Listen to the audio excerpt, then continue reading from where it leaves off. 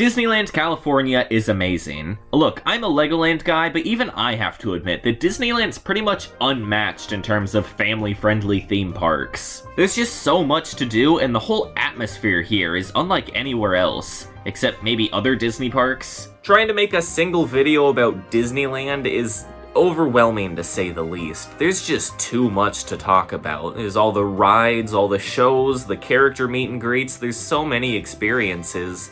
And there's already so many videos out there that talk about those better than I could.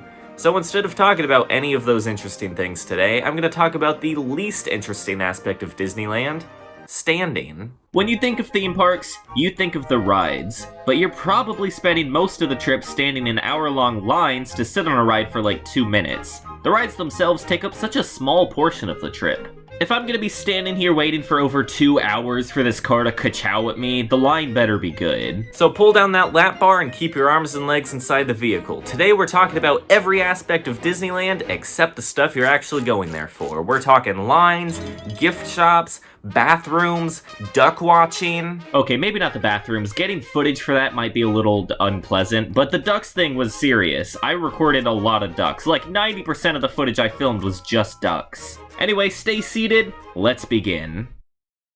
I stayed at the Grand Californian, a hotel on park property, because staying here gives you an extra 30 minutes inside the park. That's enough time to skip like 2 lines. This place is really fancy, a bit too fancy for me. I felt pretty out of place here. When we pulled up front, the staff immediately opened the car doors and tried taking our luggage. I just assumed we were being robbed. Still, the rooms were pretty nice. I watched something called a Bluey, and then it was time to enter the park, where it was pouring rain. Oh, no way, there's a wet floor. Oh, thank you for letting me know. I wore my Legoland shirt to the park because I like to be a problem. Legoland was giving out free tickets that day because of the rain, that's all I'm saying. Our first stop is Tomorrowland, a weird, confusing blend of Star Wars and Toy Story with a touch of general spacey stuff. I've always loved the look of Tomorrowland, even if the theming's a bit odd. It's just nice to walk through, especially at night. This place looks incredible. Starting off the day with one of the best rides in the park, Space Mountain. What makes this ride great? Wouldn't you like to know? Anyway, let's talk about that line! And yeah, this is a great line, especially if you go first thing when you could just quickly walk through the whole line. It's such a long path, it really feels like you're going through this massive space station. Now this says 5-minute wait time, but there's no people in line. This is just a 5-minute walk. I really like this early section where you walk above the Pizza Planet restaurant. The middle section with the ropes is awful, I'll talk more about these later, but first thing in the morning, you skip this part completely. It's wonderful. As we get closer, there's cool video of the ride itself. I always love when the lines show you what you're getting yourself into. And then we have just the best part. There's this long tunnel inside the space station itself. That whole part's amazing, and that leads to the main room. This is such an incredible ride, and it has a great line that really does it justice. The whole experience is just wonderful. Look how much fun I'm having. Meanwhile, I think I actually like the line for Buzz Lightyear Astro Blasters more than the ride itself.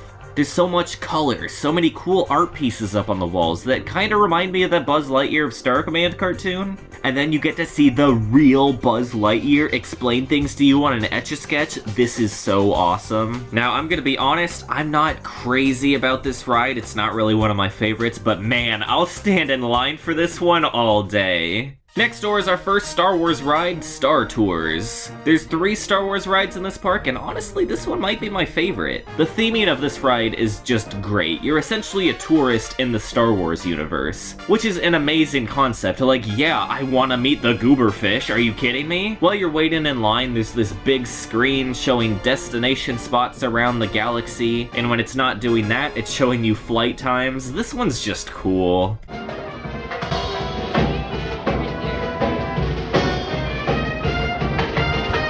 Since we're already talking about Star Wars, let's talk about the Galaxy's Edge section of the park. There's so much to look at here. It's like waiting in line without waiting in line. This was the one area where I think the endless rain actually added a lot to the atmosphere. Being dark and gloomy made it cooler and more Star Wars-y or something. It feels like you're walking through a movie set. There's just so much detail. So many things are constantly moving. Inside the cantina, there's a funny DJ robot. I got a weird space drink. I don't know what it was. It was spacey. A lot of the trip was just spent wandering around and looking at stuff in Galaxy's Edge. The funniest thing by far was this Coca-Cola droid. Look at them, that's precious. Of course, there are some rides here. Rise of the Resistance was really cool. This line is so integrated into the whole experience that it's hard to tell where the line ends and the ride actually begins. The other one here, Smuggler's Run, is one of my favorite lines in the park. It really has everything. It has a giant Millennium Falcon welcoming you at the entrance. It has incredible animatronics. It has a cool video while you wait. I love watching things. It has unbelievable detail inside the building. This ride is really great and the line absolutely does it justice.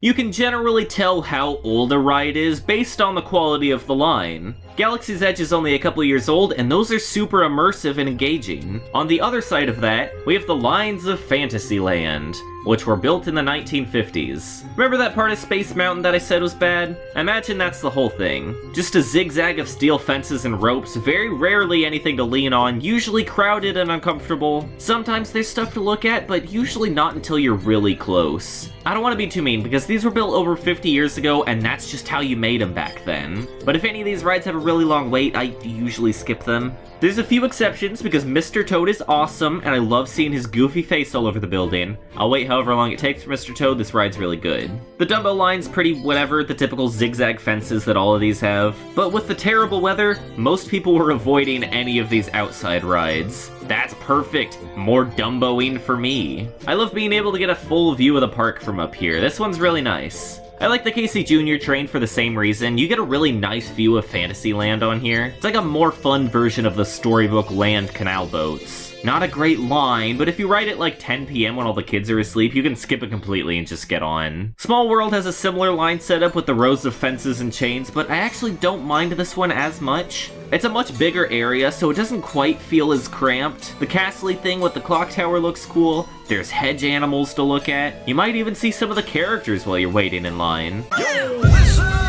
I skipped Finding Nemo this time. I have vague recollections of this line being awful like 10 years ago. But again, that was like 10 years ago, so I don't really know. Maybe it's actually super cool. The Matterhorn line is okay. The mountain is something nice to look at, especially with all the rain we were getting. Really adds to the freezing mountain vibe. And being able to watch people ride it and listen to their screams while in line is really fun too. I really like Big Thunder Mountain Railroad for the same reason.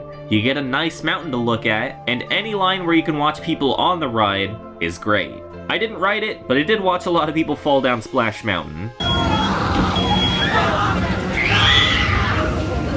Right next door to Splash Mountain is Winnie the Pooh, and this line's awesome. You know what? This is the one ride I'm actually gonna talk about. This one's so good. There's drama, there's suspense, there's whatever's happening to Pooh in this room. There's whatever's happening to me in this room. And when the ride ends, there's a cool Winnie the Pooh themed store. This is so lovely. No way, it's Eeyore and Rabbit. Once again, Haunted Mansion has a pretty standard line setup, but there's plenty more to look at here, so this one's nice. I had never actually been during the holidays before, so seeing all of the Nightmare Before Christmas stuff out was really cool. This line is normally pretty good, and the seasonal decorations made it even better. The whole inside section goes by so fast I can hardly call that a line. It feels more like part of the actual ride, but that looks very cool and awesome too. Pirates of the Caribbean is just okay.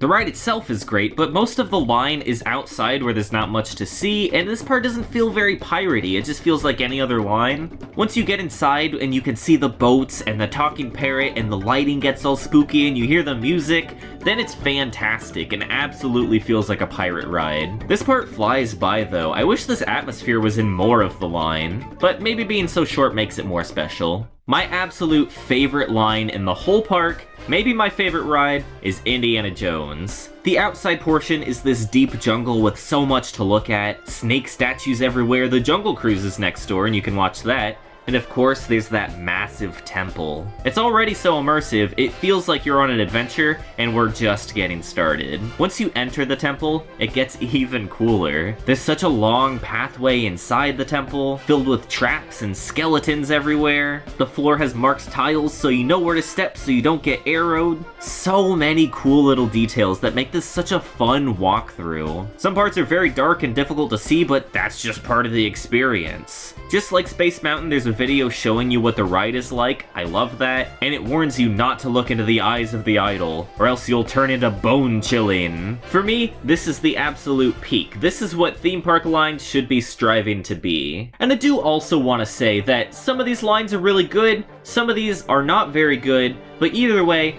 I was having a blast this whole trip. I'm not gonna act like the Snow White line wasn't very cool and it ruined my vacation. Are some of these lines more fun than others? Absolutely, but we were just making our own fun regardless. These are all very minor little nitpicks, and I think exploring some of the less good lines of Disneyland helps us appreciate the really good ones. So don't take any of my harsh criticisms that seriously. It doesn't really matter, it's still fun. We're gonna take a quick break, but don't get out of line just yet, because there's still so much more to talk about. We have all of California Adventure to cover, Downtown Disney, all of those gift shops, so stay put, we'll be right back.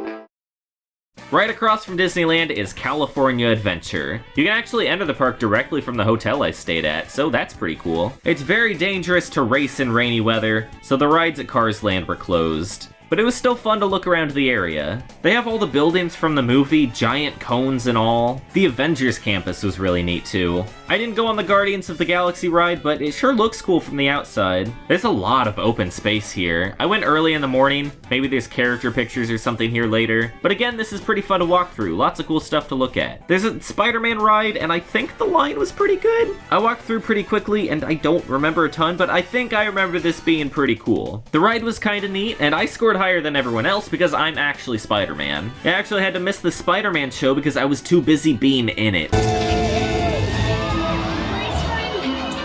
I feel like the big favorite area in California Adventure is Pixar Pier, the Incredicoaster, Toy Story Mania, the big Mickey Mouse Ferris wheel thing, so many big iconic rides, and yeah, I skipped all of those. I did, however, ride Inside Out Emotional Whirlwind. This is basically Dumbo, but again. I absolutely love this ride and this line, because the whole thing is surrounded by the Incredicoaster. So you're waiting for this ride aimed at small kids, and there's just constant screams of terror in all directions. They could not have put this in a funnier spot. Honestly, my favorite part of California Adventure is this whole nature area. This is what my mind always jumps to when I think of the park. Again, I think my favorite thing about Disneyland is just walking around and looking at stuff. I just want a pleasant nature walk. I love the cool Bear Mountain. It scared me in that CGI commercial as a kid, but the real thing is awesome. And my favorite ride in all of California Adventure is the Rapids ride here. There was never a line because it was raining and nobody else wanted to get even more wet. I went on it 3 times. So those are all the lines I stood in and all the random places I walked around, but we're not done just yet because outside both parks is Downtown Disney. This is another neat place to walk through with plenty of shops and restaurants. I got an Impossible Burger, it was like $40 or something, but it was good. The World of Disney store is their main massive gift shop. All I want is to find some Muppet stuff. Come on guys, you own the Muppets, you're hardly doing anything with them. I would gladly spend all of my money on Muppet merchandise. It's such a missed opportunity. Look at this Mr. Toad mug. Why does he look like that? After searching every corner of the store, all I could find was this Kermit doll and 2 mugs. It's something, I'll take what I can get. I bought this Fozzie Bear mug to send a message. Please, Disney, do something with them. I also bought this Goofy hoodie, cause I was cold. Anyway, here's the Lego store. They have a lot of Lego statues of Disney characters, both inside and outside. I always love seeing these. This is one of my favorite Lego stores. It's pretty big. Probably my favorite Lego store that's not in a Legoland. But wow, Lego sets are really expensive now, so I didn't end up buying anything. I still like to look, though. There's a big Star Wars store, too. They have a lot of the same stuff you can find at the stores at Galaxy's Edge, but this one's a bit less crowded, and they play music from the movies. Pretty neat. Anyway, I think that's everything. I know this was a little all over the place, but 3 days of theme parking is hard to wrap up in a single video. Disneyland is a good time, I highly recommend it. Last year we talked about Legoland, this year we talked about Disneyland, maybe next year we'll tackle Universal Studios or Six Flags or something. Or maybe we just go back to Legoland, that place is pretty cool.